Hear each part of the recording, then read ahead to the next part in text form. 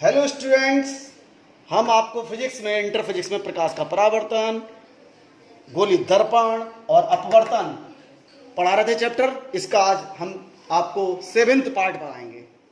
तो इसमें हमें टॉपिक पढ़ाना है, लास्ट टॉपिक है ये आपका इस चैप्टर का, क्रांतिक कोण, यानी कहते हैं क्रिटिकल एंगल, पूर्ण आंतरिक परावर्तन, टोटल इंटरनल रिफ्लेक्शन और इसके अनुप्रयोग, दैनिक जीवन में इसके अनुप्रयोग। ये टॉपिक हमें पढ़ाना है, पूरा बड़ा है। क्रांतिक कोण के बारे में बताना है, पूर्ण आंतरिक परावर्तन, और इस पर आधारित क्रांतिक कोण और पूर्ण आंतरिक परावर्तन पर आधारित दैनिक जीवन के अनुप्रयोग, घटनाएं बतानी है। तो पहले हम क्रांतिक कोण के बारे में बताते हैं। दिमाग लगाइए पहले चित्र पर। चित्र नंबर 1 ये है। देखिए ये एक पृष्ठ है। ये पृष्ठ PQ दो माध्यमों को अलग कर रहा है। ऊपर सघन माध्यम है, नीचे विरल माध्यम है। ऊपर सघन, नीचे विरल। तो ये प्रकाशीकरण AB सघन माध्यम से विरल माध्यम में जा रही है। हम ये पढ़ चुके हैं, बता चुके हैं अपवर्तन में कि जब प्रकाशीकरण सघन माध्यम से विरल माध्यम में जाती है तो ये अवलंब है। तो अवलंब जाना ऐसे चाहिए, अवलंब से दूर हट जाती है, अवलंब से दूर हट जाती है। तो क्रांतिक कोण के लिए और पूर्ण आंतरिक परावर्तन के लिए क्या कंडीशन है कि प्रकाश की किरण का सघन माध्यम से विरल माध्यम में जाए। ये नहीं हो विरल से सघन में जाए, प्रकाशीकरण का सघन माध्यम से विरल माध्यम में जाना जरूरी है। शर्त है कि जब प्रकाशीकरण सघन माध्यम से विरल माध्यम में जाती है तो वह अवलंब से जाना ऐसे चाहिए थी, हट ऐसे गई तो अवलंब से दूर हट जाती है। अवलंब जो है अवलंब से दूर हट जाती है। अब ये आपतित किरण है AB, ये MN अवलंब है। इन दोनों के बीच बना कोण ये आपतन कोण है I। ये है BC अपवर्तित किरण और ये BN है अवलंब। तो ये हो गया आपका इन दोनों बीच बना कोण जो है R। ये वाला कोण, ये किरण, ये अवलंब और अपवर्तित किरण के बीच बना कोण है अपवर्तन कोण। तो इसमें क्या कंडीशन है I। अब हम क्या करें, किरण का सघन माध्यम से विरल माध्यम में जा रही है तो 100% वो किरण जाना ऐसे चाहिए, ऐसे जाती, ऐसे जाती, ऐसे जाती, वो ऐसे ना जाकर इस अवलंब से क्या हो गई, दूर हट गई सघन से विरल में जाने की वजह से। अब यदि हम इस किरण का ऐसे भेजें, यानी I का मान बढ़ा दें, तो जब हम आपतन कोण का मान बढ़ा दें तो ये अपवर्तन कोण का मान भी, और किरण इधर भागेगी, अवलंब से और दूर भागेगी तो अपवर्तन कोण का मान भी और बढ़ जाएगा। और जैसे जैसे हम आपतन कोण का मान बढ़ाते जाएंगे अपवर्तन कोण का मान क्या होता जाएगा। देखो अपवर्तन कोण, ये किरण ऐसे, अगर ये वाली भेज रहा है किरण डबल एरो वाली तो ऐसे जा रही है। तो पहले आपतन कोण था इतना, अब आपतन कोण हो गया इतना, आपतन कोण हमने बढ़ा दिया तो अपवर्तन कोण पहले इतना था, अब इतना हो गया, अपवर्तन कोण बढ़ गया। तो आपतन कोण बढ़ाएंगे तो अपवर्तन कोण बढ़ता जाएगा, और बढ़ाएं आपतन कोण तो अपवर्तन कोण और बढ़ जाएगा। एक ऐसी आ जाएगी कंडीशन, एक विशेष आपतन कोण पर, ये वाला कोण, ये किरण आ रही है, अब ये आपतित किरण है, इस विशेष आपतन कोण पर क्या हो गया, किरण ऐसे गई और दूसरे माध्यम ना जाकर ऐसे आ जाएगी, चल जाएगी, यानी वो अवलंब से दूर हटते हटते कहां हो जाएगी, अवलंब के लंबवत हो जाएगी। यानी अपवर्तन कोण का मान कितने डिग्री हो जाएगा, 90 डिग्री हो जाएगा। इस विशेष आपतन कोण को हम C से लिखते हैं और इसी को कहते हैं क्रांतिक कोण। ये कहलाता है क्रांतिक कोण। तो फिर से क्लियर कर लो, जब प्रकाशीकरण सघन माध्यम से किसमें जाती है, विरल माध्यम में जाती है, तो हम जानते हैं वो किरण जो है अवलंब से दूर हट जाती है। अब यदि हम आपतन कोण का मान धीरे धीरे बढ़ाते जाएं तो अपवर्तन कोण का मान भी धीरे धीरे बढ़ता जाएगा।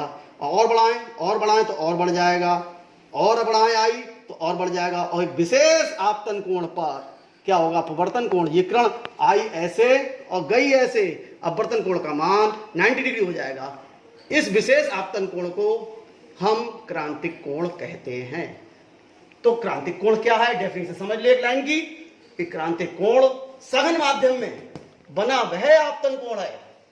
क्रांतिक कोण सघन माध्यम में बना वह आपतन कोण है जिसके लिए विरल माध्यम में, ये विरल माध्यम है नीचे वाला, विरल माध्यम में अपवर्तन कोण का मान 90 डिग्री होता है। ये क्रांतिक कोण की परिभाषा हो गई।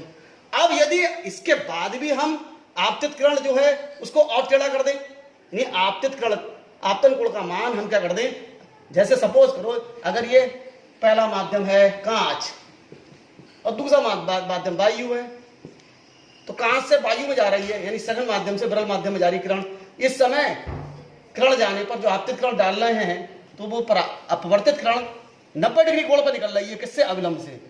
तो अपवर्तन कोण 90 डिग्री है। इस समय ये कोण जो कहलाएगा आपतन कोण, क्रांतिक कोण कहलाएगा।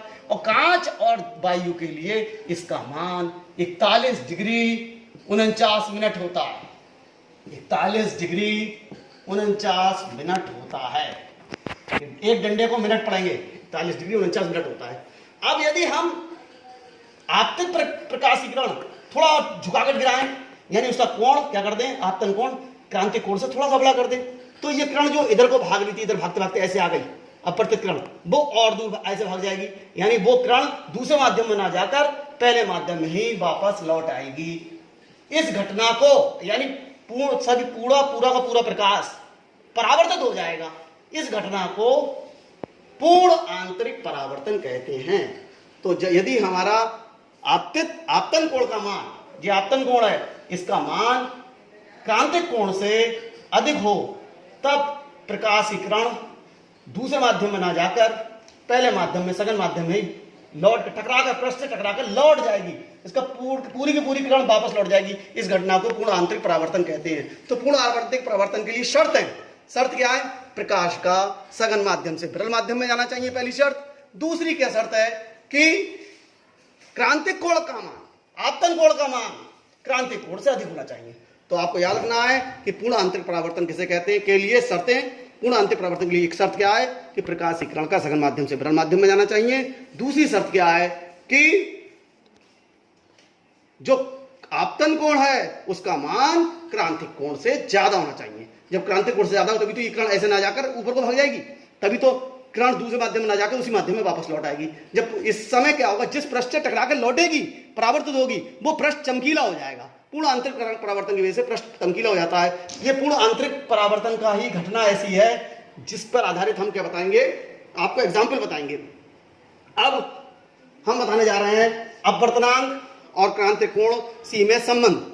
तो देखो, अगर हम जो आपका पहला माध्यम है, जो सघन माध्यम है, इसे 2 कहें हम, इसे 2 कहें हम, और जो विरल माध्यम है उसे 1 कहें, तब स्नेल के नियम के अनुसार अगर हम प्रकाश किधर जाए, सघन माध्यम 2 से, सघन माध्यम को हमने 2 कह दिया है, से विरल माध्यम 1 में जा रहा है, 2 से 1 में जा रहा है, तो स्नेल का नियम क्या कहता है, जिसमें अपवर्तित किरण होती है उस माध्यम का अपवर्तनांक, इस 1 वाले का अपवर्तनांक दूसरे माध्यम के सापेक्ष बराबर हो जाएगा sin i बटे sin r, आपतन कोण की जगह बटे अपवर्तन कोण की जगह।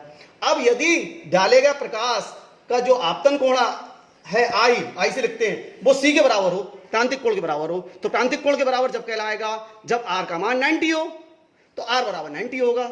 तो इस मामले में c की जगह हम i की जगह c और r की जगह 90 लगा देंगे, तो 2n बराबर हो जाएगा sin c बटे sin 90। ये वैल्यू लग दी इसमें, तो sin 90 की वैल्यू 1 लगा दी, तो 2n1 बराबर होगा sin c अपॉन 1। अब 2n1 हम ये जानते हैं कि 1n2 बराबर होता है, ये प्रूफ करा चुके हैं आपको पहले, 1/2n1।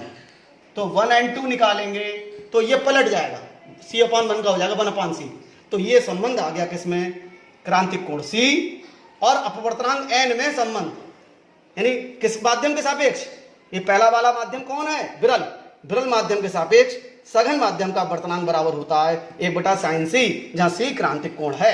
अगर हमें क्रांतिक कोण c पता है, जैसे हमें पता है कांच वायु के लिए क्रांतिक कोण का मान हम बता चुके 41 डिग्री 49 मिनट होता है। तो अगर ये पता है c की वैल्यू, तो हम c की वैल्यू लगा देंगे, तो इससे हम क्या होगा, सघन माध्यम का अपवर्तनांक विरल माध्यम के सापेक्ष प्राप्त हो जाएगा इस सूत्र से। ठीक है, ये हमने एग्जाम्पल बता दिया, कांच और वायु माध्यम के लिए क्रांतिक कोण का मान 41 डिग्री 49 मिनट होता है। अब हमने